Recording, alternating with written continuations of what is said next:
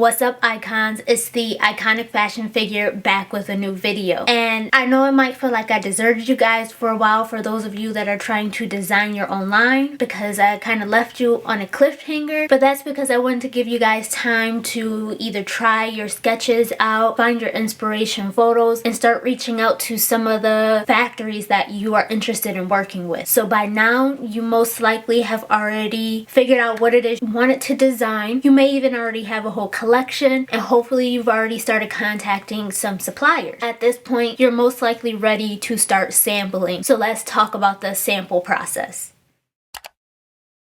Like I just said, the first step is, of course, getting your sketch or figuring out like some type of photo, or if you know how to sew up your own idea, even if it's not perfect. But you want something that you can provide to the factories that you're interested in working with, so they can see if they're capable of making it for you and providing you with their own sample, so you can see what it would look like if they made it for you. So if you don't have that yet, you'll want to take a pause right here. I mean, of course, you can continue watching the video to see how it works, but before you even get to the point of trying to purchase samples, you'll want to take a step back and find your inspiration, figure out how to get a sketch or some type of prototype so you can show to the factory what it is you need made. Once you have that done, that's when you will go into the tech packs. And like I mentioned in the vocabulary video, where a tech pack is basically telling them exactly how to make the item you want made. Some factories don't need a tech pack. If you can just give them a picture, they'll do it for you. But if you want to be very specific on how it's made and the quality of it, and you want to make sure your sample comes out exactly how you envisioned it, the best way to make that happen is with a tech pack. There was actually one factory I attempted to work with, and they didn't even know how to read a tech pack. That was my red flag there, that I didn't want to work with them, because they should know what a tech pack is. But if you don't know what a tech pack is, I'll definitely do a separate video going more in depth of the tech pack, so you know what you need to put in the tech pack and how to do it. Really, you can do this in Excel. You don't even need any special program for this. You just want to get the information across so you can make sure your garment comes out exactly how you want it. Once you have that tech pack done, if you need a tech pack, if you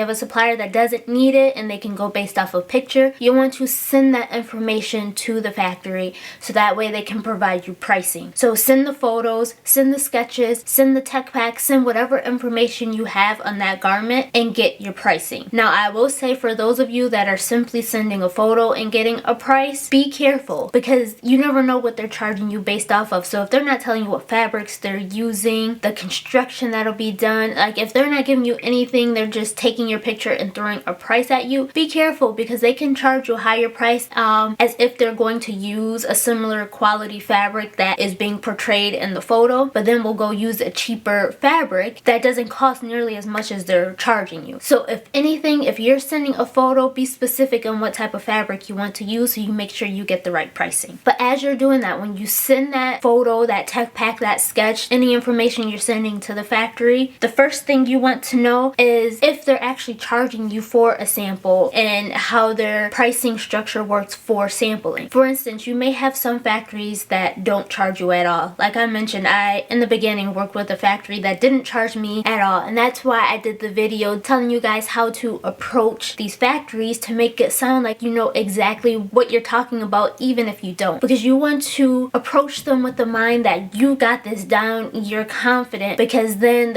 they're more likely to work with you. I truly believe that's how I ended up getting free samples, because I didn't expect to get free samples. I expected to pay. Usually getting free samples is once you've built that relationship with them. They usually don't do it for beginners because it's not a guaranteed business, so at least they can make money off of the sample. But when I started working with that factory, I guess they just saw that confidence, and they had confidence that we were going to do big business, so they were willing to give me free samples, and that's how I got free samples. But not all factories give free samples. It's actually not as common nowadays to get free samples. So then you'll have some factories that may charge you an upcharge for the samples because it's only one piece, so you won't get that production rate. Let's say you send them a t-shirt and they tell you it costs $5 for the t-shirt. The sample normally won't cost you $5 because that $5 rate is for bulk. It's for you buying a ton of them, whereas a sample is only one piece, so they're not going to charge you that. They may upcharge you like $20 for a sample, or they'll have whatever sample fee it is that they charge, and they'll tack that on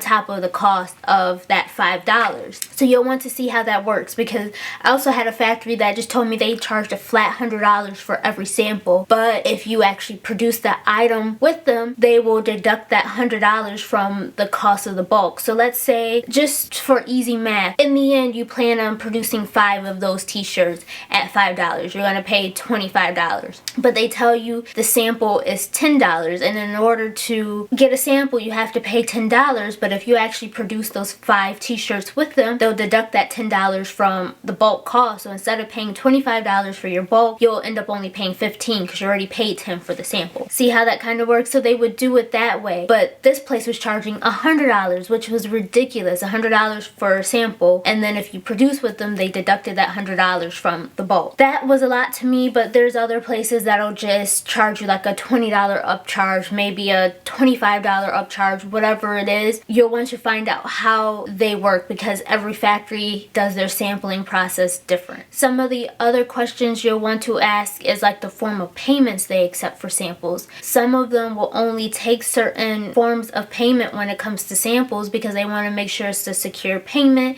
there's no issues. That's the same thing with the bulk production, especially if they're new with working with you. They want to make sure it's secure and they're going to receive their money. There's not going to be any disputes or chargebacks or anything like that. They don't want to have to deal with any craziness in the end, so they want to protect their money. So you want to figure out the forms of payment once you actually figure out the sampling cost. You'll also want to ask them how long it takes as far as the sampling process. Some can produce a sample same day, some may take a few days, some may need a week. Depending where and who's producing it for you, you'll want to find out how long. I know someone had asked in the comments about how long it would take for her sample to be produced because they were charging by the hour. And as I explained to her, as long as it's within their specialized category, it should be quick for them to make it. Because let's say, again, going back to a t-shirt, if you're going to a factory that produces t-shirts on a regular basis, it probably will only take them 20 minutes to actually make the sample. But if they're charging you because they have to source the fabric, they're charging you because they have to create a pattern, and they're charging for all these little things, you're going to pay for that time. But go to someone that's already doing this on a regular basis, because it's like it's something they can do with their eyes closed. So it'll usually be quicker if they specialize in it. But if you're going to a denim factory and you're asking for a sweater, they have to do their research on that. It's going to take them time, so it'll take you longer to get your sample because they're actually figuring it out. But if you actually go to a sweater factory that produces these sweaters on a regular basis, you're more than likely get it a lot quicker. But you also have to keep in mind they have other customers.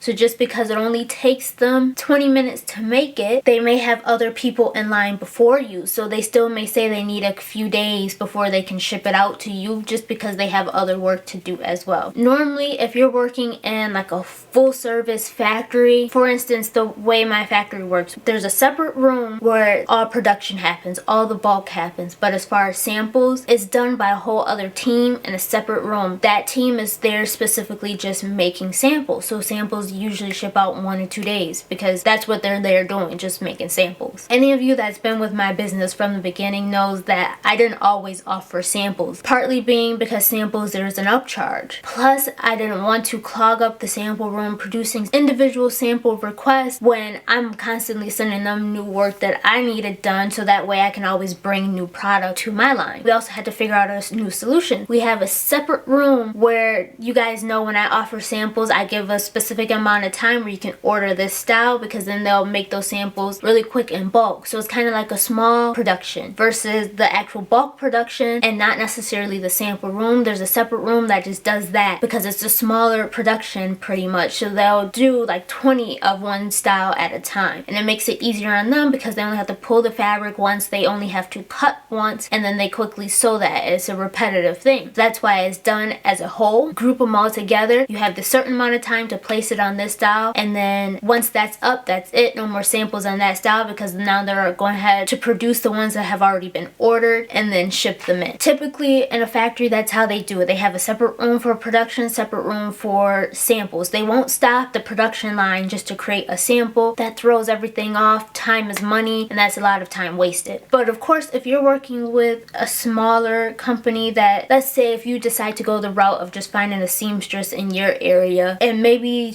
that seamstress has a team that's helping them, so they may have 2 other people helping them, but it's still a little small group. They're doing the bulk production and the samples, so remember, it may take a little longer to get your samples. But once you ask all the necessary questions of what it is you need to know and figure out payment, and you feel comfortable to proceed to the next step, that's when you'll submit your payment and begin the production on the sample. You'll allow the allotted amount of time to make that sample happen and have it shipped out to you. Now once you receive the sample, you'll look it over, make sure it matches exactly what you asked for, try it on if it is a fit sample, if they made it to spec. I would say get it to spec so that way you can try on, make sure the fit is right. Do all your try on. This is the exciting part. You made your vision come to life, so this is the part to get excited about. It's actually happening right now. And then once you try it on, look it over, this is when you provide comments back to the factory on how it fits, the color, the look, the fabric quality, if there's any changes you need to make to it. Now at this point, this is when you need to decide, are the changes, if there are any changes, is it changes that need to be made and you need to see another sample before you proceed to production? Or are you comfortable with just making slight changes, maybe tweak the waist a bit or anything like that, and then we can go ahead and go to production? That's something you'll want to figure out. So at that point, once you receive it, you send those comments, you decide, do you need a new sample or can you proceed to the next step? Because pretty much after that, once you approve that sample, that's when you go ahead and pay for the production. But when it comes to production, before you just jump in, that's when you need to make sure you have your contracts in place,